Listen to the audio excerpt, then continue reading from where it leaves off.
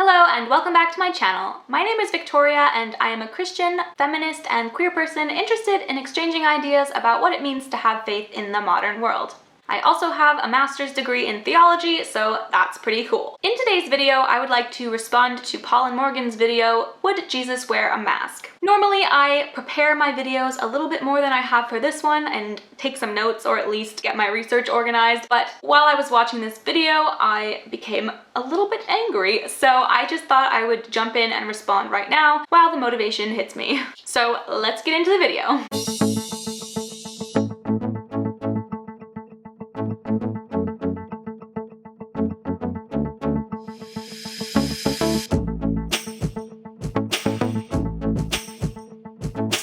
Paul and Morgan are, of course, very famous Christian YouTubers by now. I'm sure you've heard of them. They come from a fairly fundamentalist branch of American evangelicalism, and it has become quite popular to respond to them on the internet. They became famous for saying things like homosexuality can be cured by the freedom of Jesus, depression is fixable if you have enough faith, and you should reserve your first kiss for marriage, even though these two did not. I have responded to them previously on their video about wives submitting to their husbands because it was full of terrible exegesis and toxic ideology. I really don't want this channel to just be a fundamentalist response channel, but I think in this video in particular, where they are talking about wearing masks in light of the current pandemic, they are sharing some information that is not only biblically unsound, but just generally dangerous. So I don't know if this video will ever be seen by anyone since my channel is minuscule, but if I can convince one Christian who's on the fence to wear a mask, then I will feel good about myself. A little bit of a fun, relevant fact I learned while doing my master's thesis on Josephine Butler, who was a prominent Victorian Christian feminist, is that the mistrust of the mainstream medical community actually starts way back in the 19th century. I plan to make a video on how the Victorians ruined everything because a lot of our extremely toxic Christian ideas that still hang around today were actually birthed in the Victorian period. As medical research was becoming more prominent, doctors gained greater and greater influence with the state. They often took a very heavy-handed and practical approach,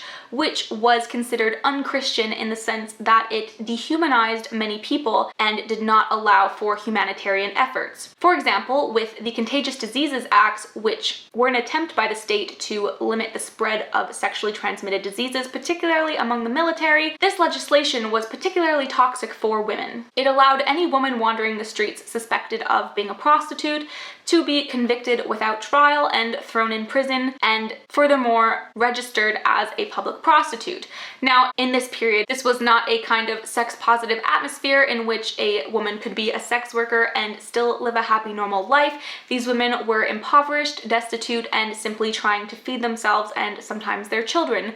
It was exceedingly dangerous, and these women were essentially outcast and banished from all aspects of traditional society.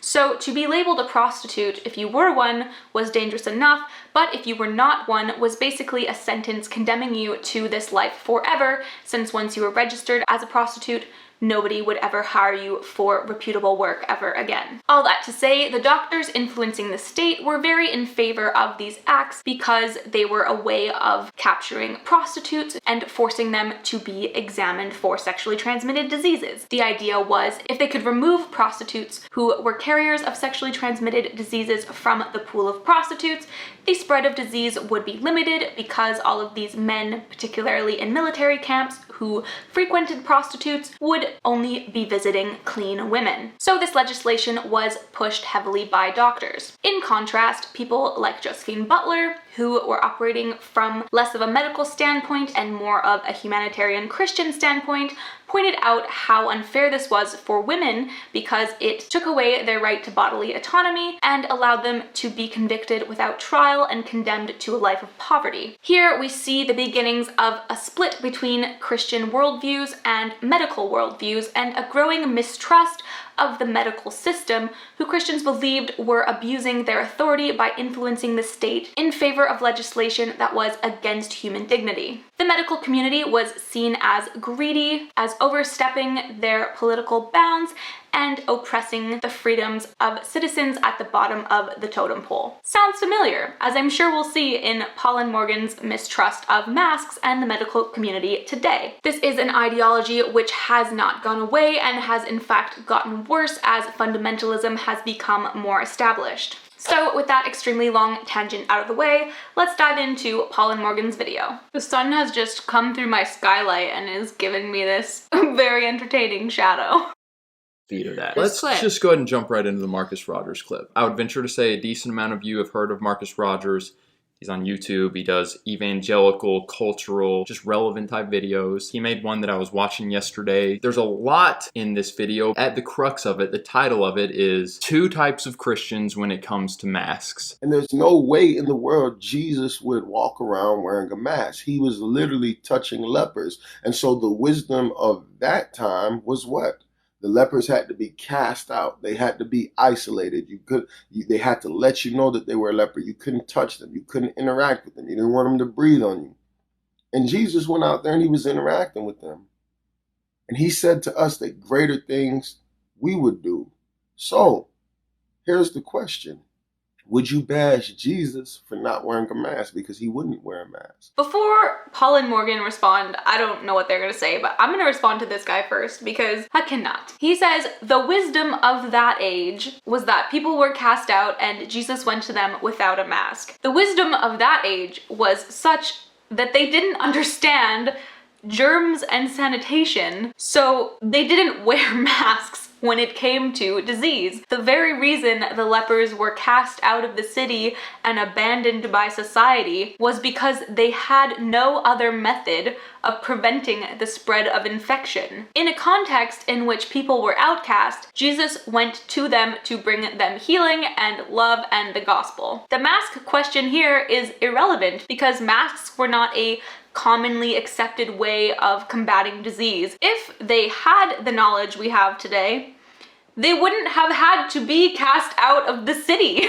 Literally, the reason Jesus had to go to the lepers were because they didn't have masks, they didn't have sanitation, they didn't have frequent hand washing or easy access to clean water. So of course they were outcast. The point is, now we have a scientific understanding which demonstrates that the spread of disease can be limited by wearing a face covering, which traps your germs. If the ancient world had had our cultural understanding, the lepers could have maintained their place inside the city and could have just followed Jesus along with the rest of the crowd instead of him having to leave the city to go to them. It is a completely ridiculous leap in logic to suggest that because Jesus went to witness to the lepers without a mask, he wouldn't have worn a mask today. Masks were not a relevant issue in the ancient world, and if they had been, perhaps lepers would not have been outcast. That right there, that 30-second clip. He's very confident that Jesus would not wear a mask. He said it, and then he really kind of went after Christians at the end. What did he say? Like, would the Christians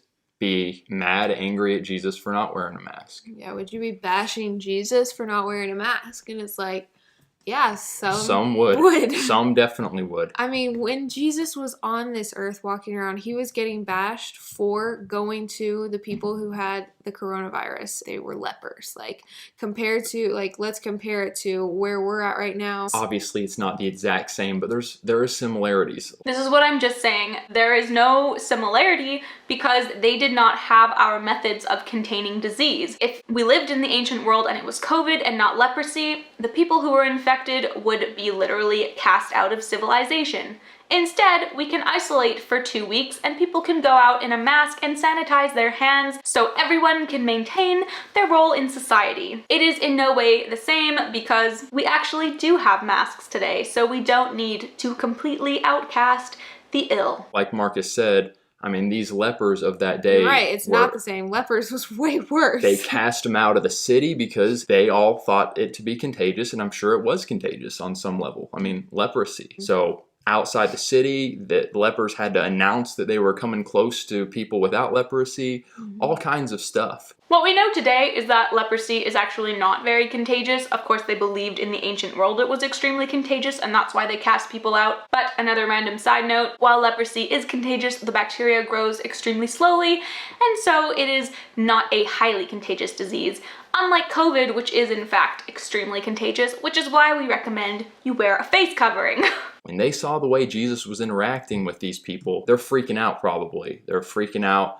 They're upset. No, do not go close to these people. You're not wearing a mask. You're going to get leprosy. And then if you get leprosy, you could spread it to other people. And Jesus did so many things that were against the cultural norms, that were against what was acceptable at that time. I mean, people looked at him like a crazy man. They called him demonic. Like, they said that he was insane and out of his mind because of the way he lived his life, because he was so unafraid of anything and everything. This part infuriates me because they're here saying Jesus not wearing a mask was going against the cultural norm. He was touching the sick people without a face covering, so people were freaking out. The reason people were freaking out is because they didn't have methods like masks for reducing disease. Oh my word. Wearing masks was not a widespread thing in the ancient world. They didn't have that knowledge of germs, viruses, and the ways that we combat those things. So of course people were freaking out because he was going into an infected area with no way of preventing that illness, except for the fact we know he was the Son of God and so he could have cured himself. Of course they didn't know that. If it was common for everyone to wear a mask, to wear gloves, to sanitize, maybe they wouldn't have been freaking out because it would have been much easier and safer to be in contact with sick people as it is today. If somebody today goes to meet a person with COVID, not wearing a mask or taking any other safety precautions, of course people are angry. But this is not the same as Jesus going to the lepers, because we in fact know today that there are methods of combating disease. Jesus is the Son of God and he can heal people. Most people don't have that reality, so just wear a freaking mask. If you're going to be in contact with sick people, use the safety precautions that are available to you. Of course, people are annoyed if you don't, because we in fact have the tools they didn't have in the ancient world. I feel like the main thing that I've heard about, like, why we should wear a mask, people are like, even if the mask doesn't work at all, if it makes one person feel safer, then we should wear it, because that is being compassionate and loving. We're all doing our part. We're all unifying. Yes. And Stop Corona. And my thought is, how many times did Jesus do things to make everyone feel comfortable? Dude, Jesus was, I mean, I think if you looked at it through any of the Gospels, he was making people uncomfortable. This logic makes no freaking sense! Pull yourself together, Victoria. 2 points. First of all, it's not just a question of comfort, Paul and Morgan and anyone else watching. You're saying if the mask doesn't work at all, but the mainstream medical community agrees that it does. Forget even comfort for now. If they're wrong, and it doesn't work, you're wearing a piece of cloth on your face, it's a bit uncomfortable. But if they're right and it does work, then you're putting people's lives in danger for the sake of your own comfort. That is so incredibly selfish. But onto your other point, if it makes people comfortable and doesn't work, surely we should do it. Let's make people feel safe. Well, Jesus wasn't about making people feel safe, he was about pushing people past their level of comfort.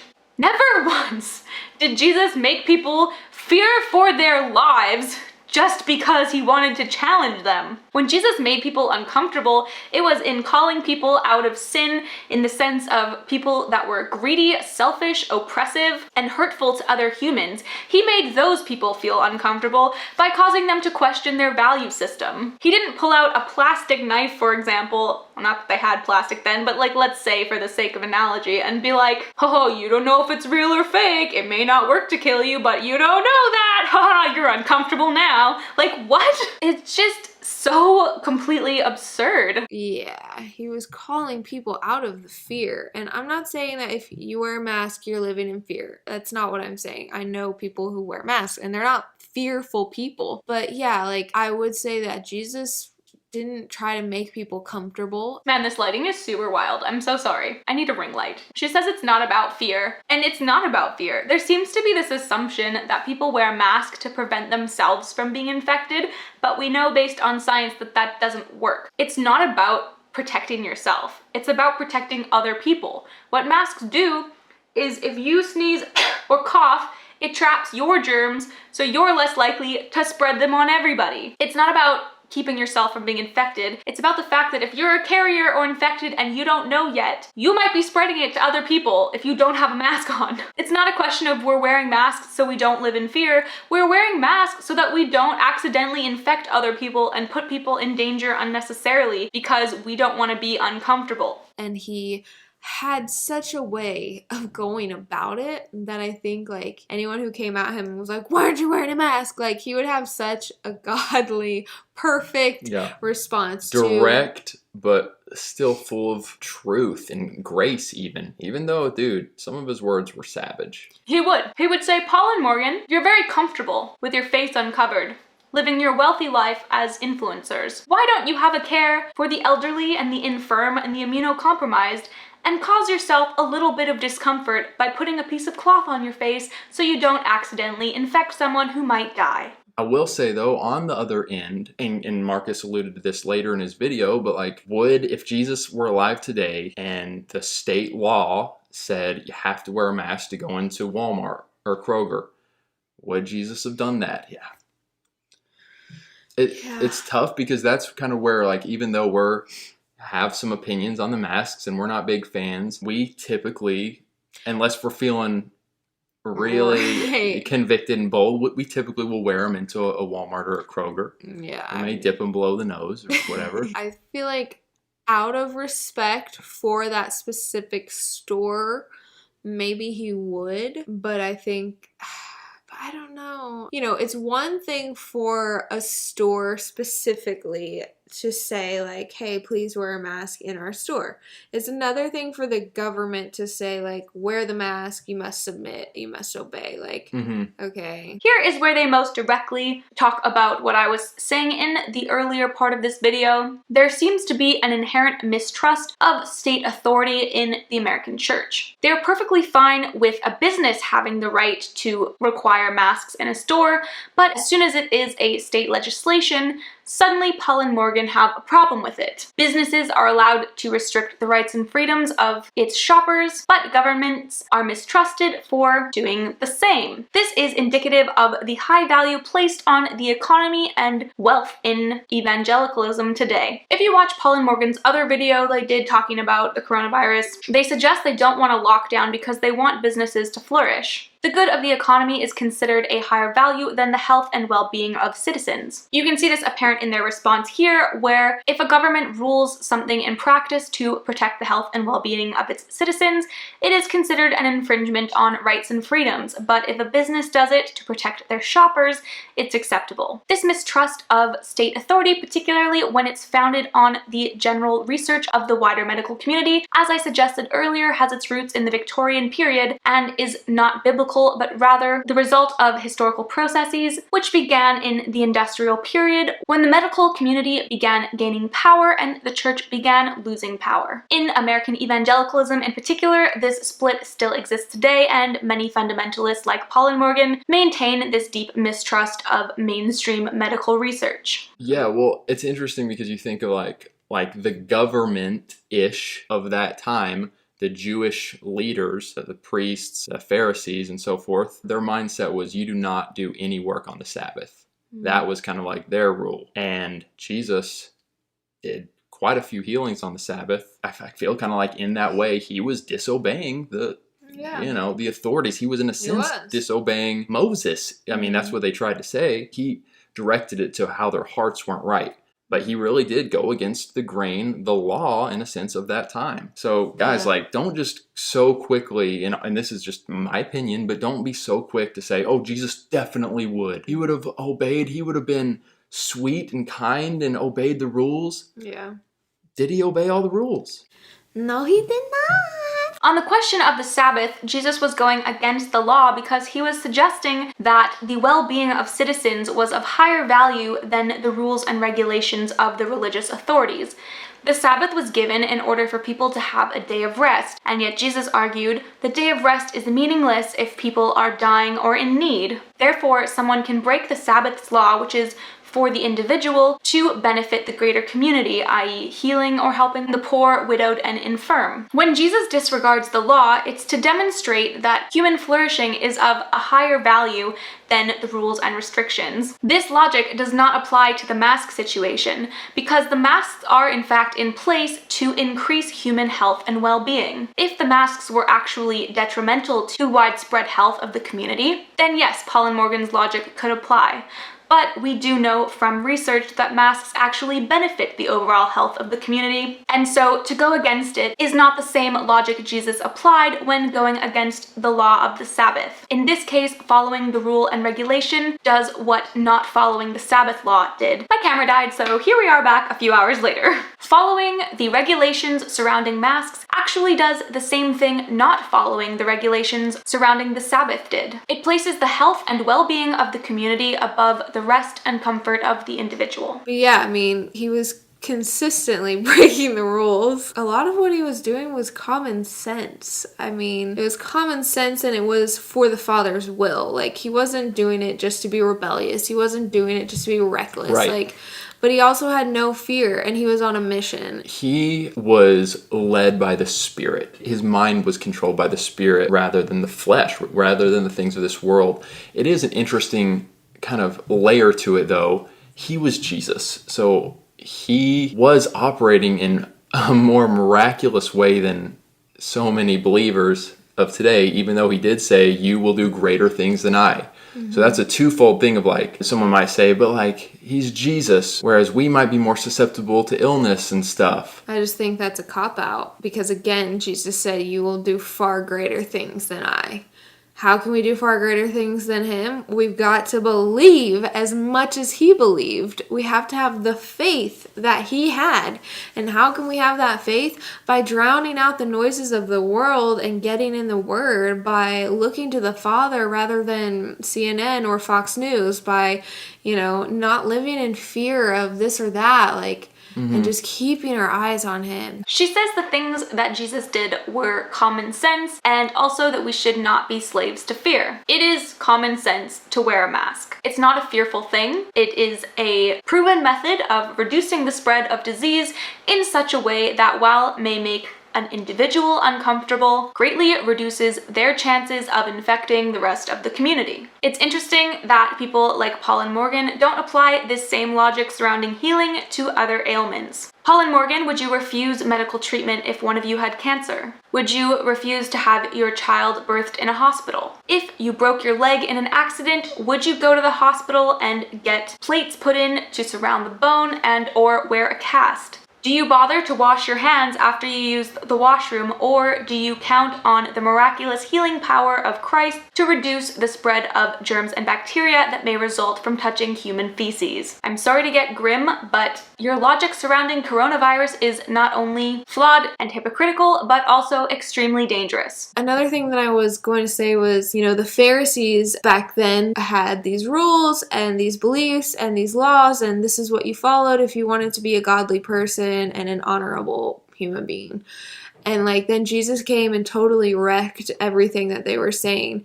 And I think it's interesting, we listen to our scientists and our governor and our president, whoever, and they tell us these things and we have to listen to them because these are the people who know the most, right? Science. But then there are other people that come in and are like, no, this is wrong. They're lying to you. The news is lying to you. These scientists that are paid by these big pharmaceutical organizations, they're lying. Here's a different perspective. Oh no, different perspective against the mainstream media. Silence. Yeah. And then these guys get silenced. Yeah. And I'm not comparing those people to Jesus, but it is just interesting how we almost have mindsets like the Pharisees. We refuse to see anything different or possibly a different perspective. And we're no. What did Jesus say to the Pharisees? He said, you guys don't have the interests of God. You guys are following rules made by man. And stop calling people who question the authorities conspiracy theorists or ridiculous or stupid or naive or reckless.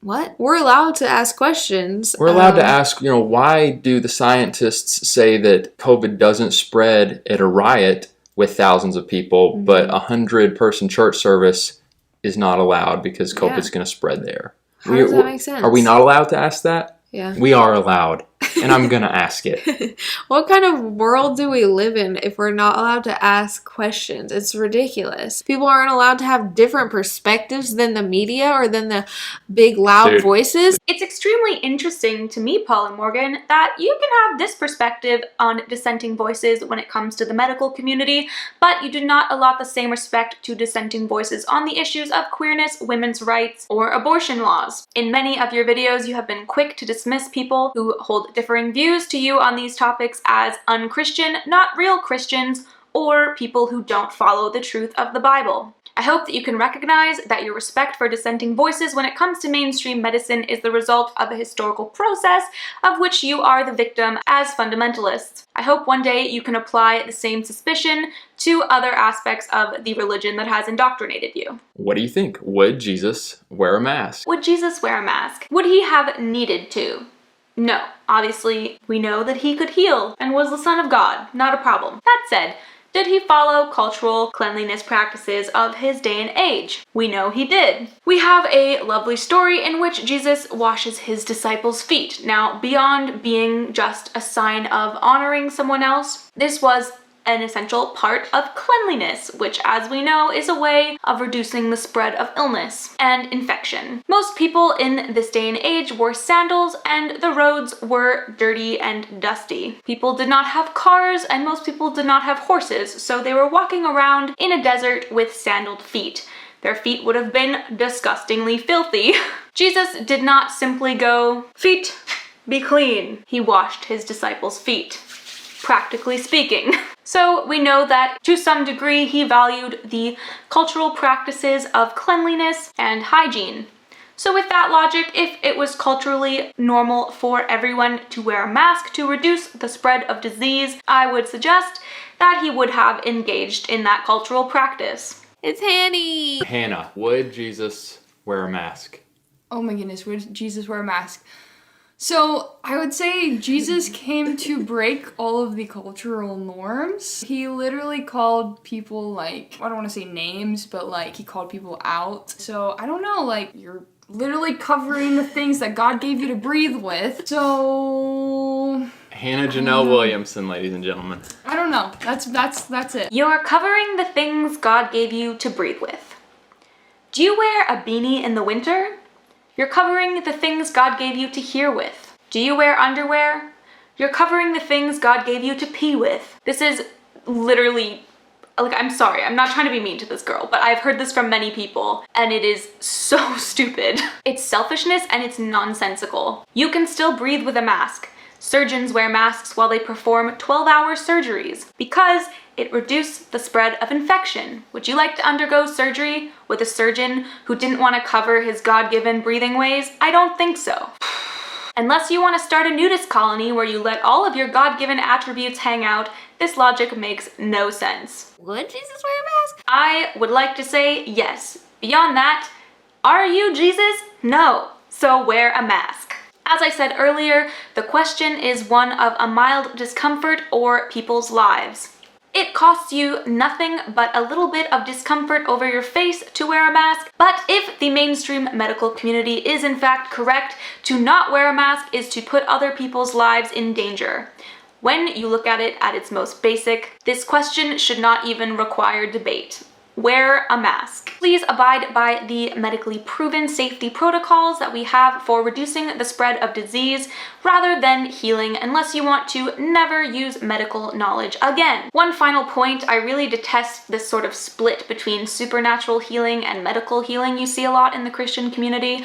God gave us brains to use them and research skills to research, so there's nothing wrong with utilizing scientific discovery to help further human flourishing. That is all for this video. Give it a like if you enjoyed or a dislike if you didn't, because either way it boosts the algorithm. So thank you so much for watching. Leave a comment below with your thoughts and I will see you all in the next video.